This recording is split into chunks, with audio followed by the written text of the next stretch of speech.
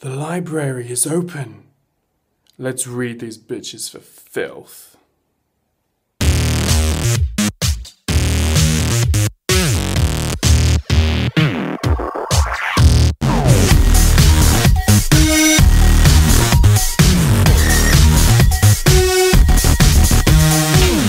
Hello everybody, welcome back to the Kiki. My name is Chris, and thank you so much for joining me again this week. Girl, it's going down this week. Okay. So girl, get yourself comfortable, get yourself something to drink, all that kind of jazz. Bring your friends, because there's room for everybody here, girl. Let's get into this. It's time to Kiki.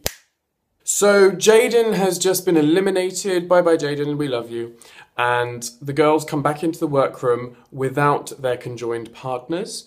And they are all kikiing and bitching and all that kind of stuff. And the first thing you can tell is that there really is quite a lot of resentment in the room towards Trixie. Not necessarily aimed at her directly. There would always be that resentment to whichever queen came back.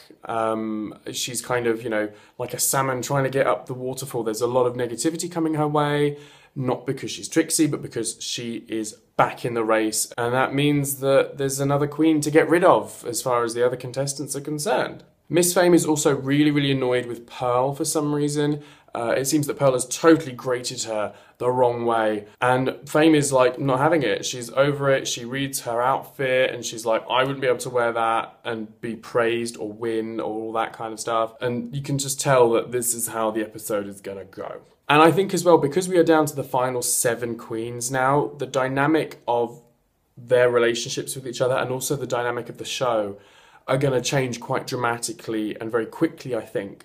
So it's going to be really interesting to see what happens and, you know, the little cat fights and the bitching that comes out, because obviously they are getting really close to the final now, and it's a dog-eat-dog world, girl. So it's going to get really crazy up in here. So the next day comes and RuPaul comes into the workroom, and highlighting the tension that is clearly present within the girls, he announces that for the mini challenge, in the great tradition of Paris is Burning, you need to break out your library card, girl. Because reading is what? Fundamental. So these bitches are going to have a chance to vent and get all their opinions and their feelings out and just let each other have it. And for me, this is one of my favourite challenges in the whole season. I love Snatch Game. I love the puppets when they do that. And I absolutely love the reading challenge. And I look forward to it. And I always hope that there's going to be some real zingers. So some of the ones that stood out for me were Katya. She was absolutely brilliant. Very, you know, quick-witted and rattled it all off. So that was very good. Violet was really funny. She knows how to read a bitch. And I thought she was very clever, and sort of how she twisted it all. You know, that whole read on Trixie where it was like, it's not haute couture, it's haute glue.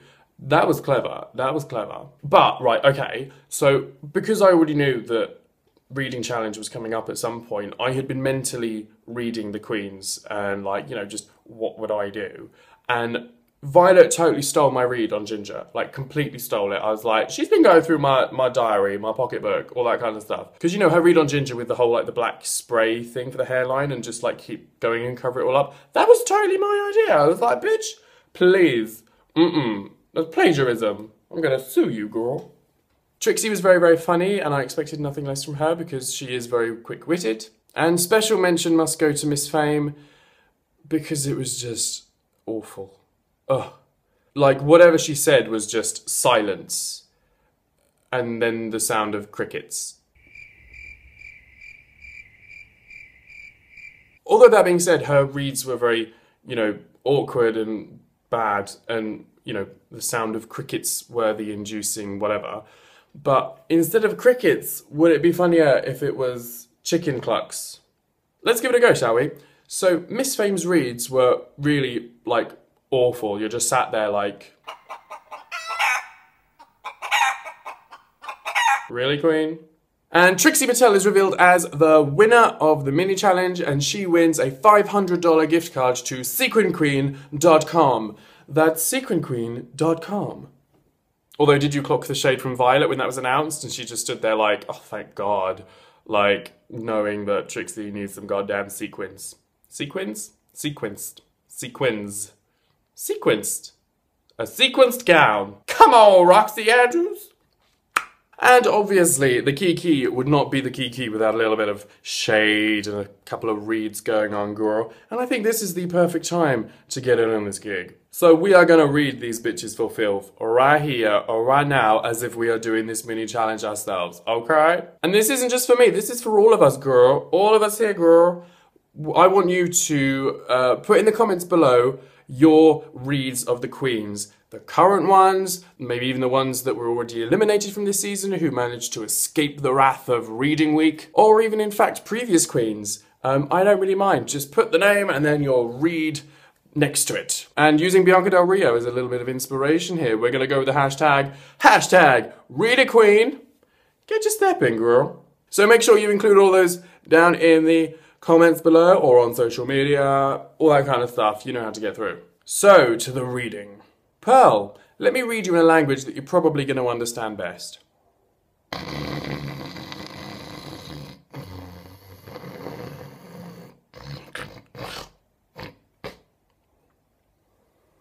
Trixie Mattel, your doll-like look may be inspired by Barbie, but all you're giving me is Bride of Chucky.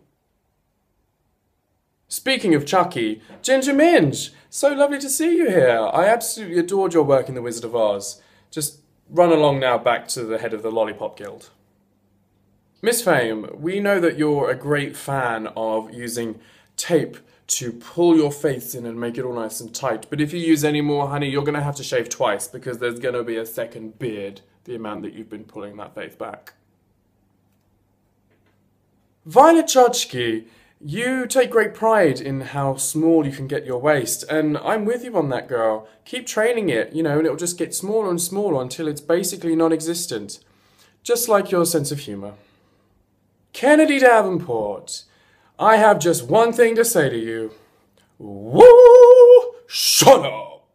No, really, shut up. And Miss Katia, I actually had to write this one down because the struggle is real. Забудьте Русия, матушку. Od взглядов вас вы посмотрите, как вы пришли бабушки, Русия. So Ru then reveals that the main challenge is inspired by John Waters and Divine, the Divine.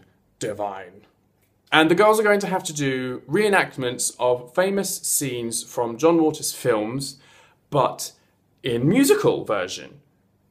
I'm just sat there like, great, another singing challenge and another scripted challenge. Like, I've had enough of these. Can we have some more costume challenges? Please? Like, ugh. You know, can we just take a second here? Because I'm getting a bit fed up with like all these scripted challenges because it means that they're having to play like a different character. And we, as an audience, don't get to see who these queens really are. And then the judges are always saying, we don't know who the real you is yet. We've not seen enough of you. And I'm just sat there like, well, it's because you keep asking them to play like Shakespeare characters or Mel Ginsberg or, you know, characters from John Waters films. And I'm like, you know, they're good ideas, but you don't need to have them all in one season. Like, can we please have some sewing challenges? Like, please.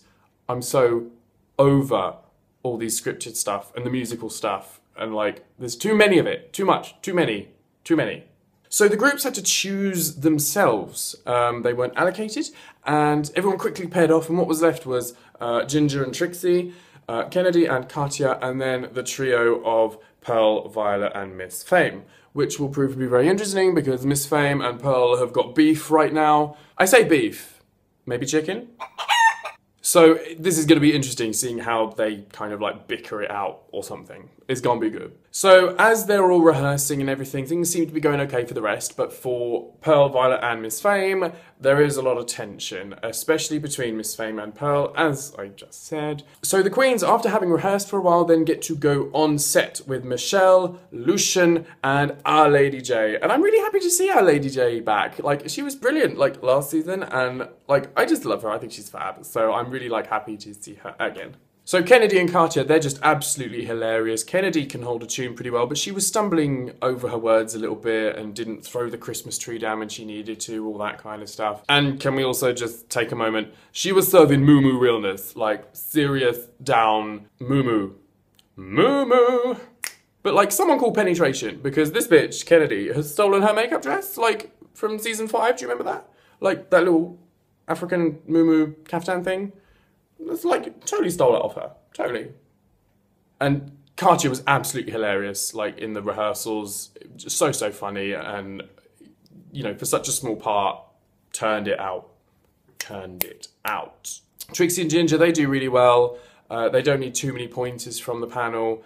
Ginger is getting her life, and Trixie is doing a decent job. So I'm like, yeah, that's all good. And then Violet, Fame and Pearl, I mean, it wasn't that good, really. I mean, it was just a bit lackluster, and considering they had the scene where Divine eats dog poo, if you didn't know this about Pink Flamingos and Divine, yeah. Only those with a strong stomach need apply. But yeah, it was just a bit of a shambles, really. But Violet looked absolutely fantastic. Like, she knows how to paint, and she knows how to look at someone and recreate it. She is good. And that was a really good look from her. So Elimination Day comes, and the theme for the runway is ugliest dress. Well, Kennedy has sort of shot herself in the foot there because she's already used hers, you know, for death becomes her week. You know, that fried KFC chicken thing. I mean, clearly there's no other dress that you could wear. I was actually half expecting Jiggly Caliente to walk back in the workroom with her hot potato couture, but she didn't, and I was slightly disappointed, I'm not gonna lie. So there's even more tension when the girls are getting ready. They're doing their makeup between Miss Fame and Pearl. Pearl is talking and stuff, and Miss Fame kind of reads her a little bit for her skills. And Pearl's all like, I don't come to you about your makeup or talk to you about it. And Miss Fame's like, well, maybe you should. Like, queen. It's quite funny seeing Miss Fame like this. You know, we've kind of come to love her as this sort of quirky, goofy little queen, and suddenly she's a bit like, you know, a little bit cutting, but it's kind of endearingly cutting. It's not just like bitchy, it's just like kind of funny. And Kennedy discusses with Ginger and Katya how hard it is to earn money when you're doing drag, you know, as a full-time job, because, you know, the gigs are not necessarily regular and all that kind of stuff. And I think it was sort of good to highlight that aspect of drag, and that, you know, a lot of the ones that leave Drag Race may have more opportunities and, you know, will hopefully get a bit more income, but there's still tons of queens around the world that really struggle to pay bills because drag isn't necessarily that lucrative of an industry. And so the guest judges this week are Demi Lovato and John Waters himself, because obviously it's, you know, Divine Inspiration Week, you know, all about his film. So he's there, and Demi Lovato is there. I thought Demi Lovato was a slightly odd choice to have on, especially since she wasn't helping with the musical stuff. Like, had she been there and sort of given pointers on how to sing and stuff, then I might have, like, understood it a bit more, but it was a bit random. That being said, however, that bitch is fierce. Like, she reads those queens. She is shady. She is reading, like, Katy Perry kind of stuff. She's going there. Like, she's not just sat there like, oh yeah, I'm just happy to be here, and, you know, using it as a really obvious plug for her single. Like, this is, like, proper, she goes for it. And I'm like, okay, I am seeing it now, you know. Yes, it's a random choice, but she totally, like, turns it out. So I'm like, yeah, you know what, you can come back. You're good. You can be one of us. It's fine. So on the runway, Kennedy comes out in Grandmother Couture, and am I the only one thinking that that was what she wore for the Granny Challenge, like, way back at the beginning? I'm pretty sure it is. I didn't double check, but I'm pretty sure. Clocked it, girl. Katya comes out in Crochet Couture, looking a little bit like Raggedy Ann, or would it be more Ratchety Ann? That hair was thirsty, honey. That needed a drink of water. Ginger came out in a green polka dot dress, which is obviously going to please Michelle. You know, in the sense that it is hideous because it's green. If it was in pink, it wouldn't necessarily be that bad a dress, but I think that was a dress aimed at Michelle, really. Trixie Mattel was serving 80s realness, you know, very much Dirty Dancing meets The Breakfast Club, and threw up and got rickrolled, really. Wasn't pretty. Pearl was serving up some Japanime realness. You know, it was a cute outfit. I really liked the hair on her, and to be honest, I think this is probably one of, if not my favourite outfit that she's come out on the stage with. It was really cute, and the whole point was to do ugly dresses. So she totally missed the brief on this one. Like, she even said herself she felt cute, and I'm like, but you're supposed to be going for ugly dress, and that was cute. I liked it. Violet was serving up some hideous clown LGBT pride flag meets Kiri Takanawa at Prince Charles and Princess Diana's wedding. Oof. Google it, honey. Honestly, it's like a unicorn with explosive diarrhea went up to Violet, looked at her and went, I shall expel here.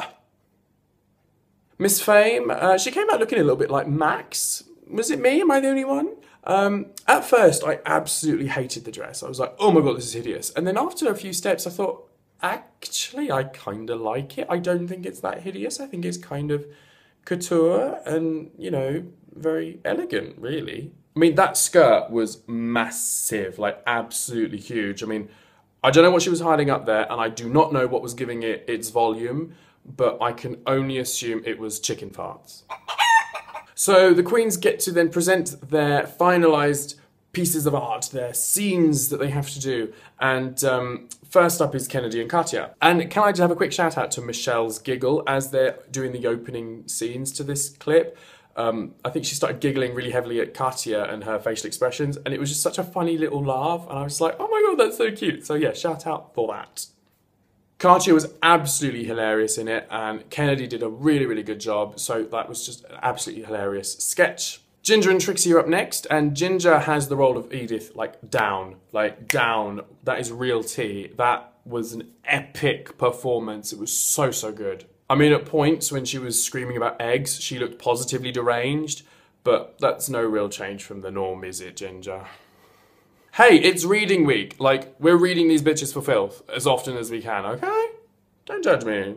And Trixie was great, but did anyone else notice that she was getting, like, kind of a little bit too into that bit where she's throwing eggs at Ginger? It was like, almost like getting violent and vicious. I was like, girl, security. Somebody call security.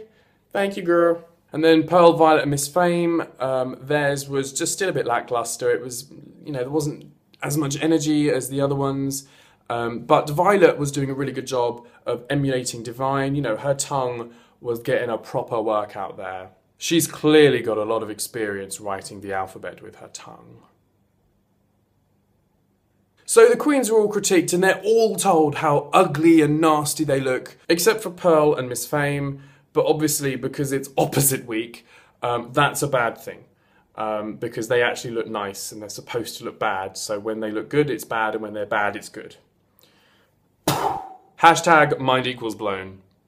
Ginger, Kennedy and Katya are very highly praised, and Pearl, Violet and Miss Fame, not so much.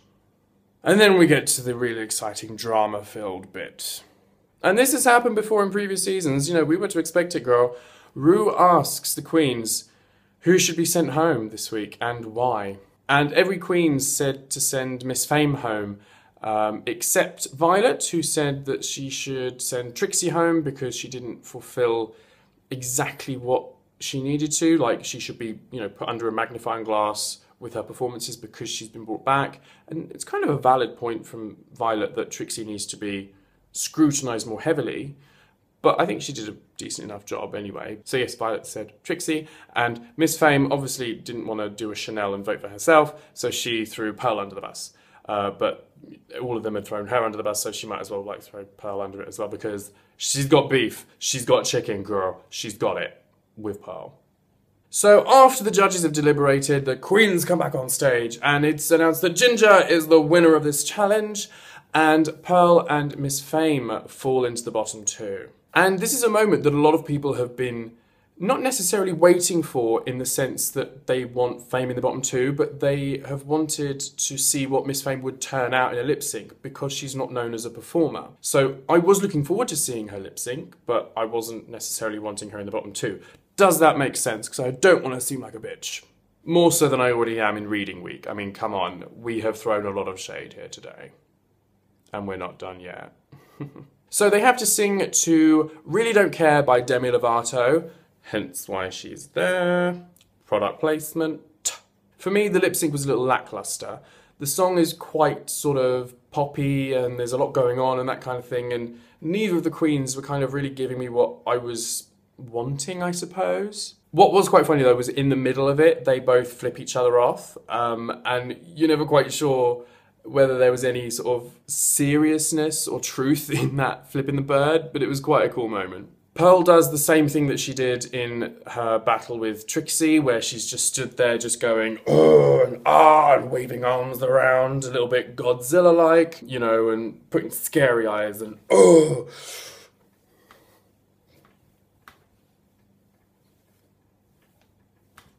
I was like, seen it. Bitch didn't move. She stood in the middle, like on the stage, and maybe moved back a little bit and moved forward, but she didn't like go left or right or anything. She didn't move, and I was just like, okay. Miss Fame, on the other hand, was moving around a lot more, but she wasn't sort of emoting as much as Pearl was.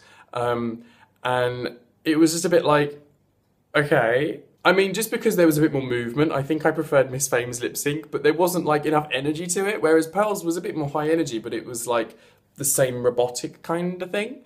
And so for me, put the two together in one performance, like literally squish them together, and then you'll like get kind of what I was after, I suppose. But yeah, it was a little lackluster. And at the end of it all, when all is said and done, it is revealed that Pearl gets to stay and Miss Fame has to sashay away, unfortunately. And I think it's also worth noting that, as I said before, we are down to the last 7, now 6 queens. And every decision is going to be a hard one because all the queens that are left are very, very talented. And although I do think that Miss Fame has a lot more to show and a lot more to offer, I also think Pearl does as well. And I think the rest of the queens do as well. And so it's not really necessarily becoming a contest that you're just getting rid of the people that aren't up to the same level. All these people are kind of on the same level now, and you literally have to split hairs. And unfortunately, Miss Fame's split hairs were the first ones to break. But she's fab, and I love her. So yes, goodbye Miss Fame, and we will see you soon. So that was everything. I hope you've enjoyed the Kiki this week, because I have very much enjoyed having you here, as I always do, because you guys are awesome, right? Never forget that. Make sure you put down in the comments below your hashtag Read a Queen. I want to see your reads for the current queens, the ones that got eliminated, previous queens. I don't care. It's a free-for-all. Break out your library card, girl, because this week is the week to do it. I mean, you can always do it here. I don't care. You can read as much as you like, because reading is what? Fundamental. Do it whenever. But this week, I want you to, like, turn up the volume all the way, because we're going to go for it this week. Okay? And obviously comment with all your thoughts and feelings, and, you know, whether you thought it was a justified elimination, who you want to see go further, who do you want to see go next, all that kind of stuff. Regular stuff. Put it in the comment below. Don't forget to, one of these bits, hit the thumbs up, the like button, and also there'll be a button down there, the subscribe button. If you haven't subscribed, oh my god, hit that button for me, would ya? Thank you. You know, come join the family, because we're all friends here. Big cuddle. But if you have already subscribed, thank you so much for your continued support. But yes, until next time, be good, be safe, keep out of trouble, and always, always, girl, stay fierce. Take care, see you soon, love you, bye! Mwah!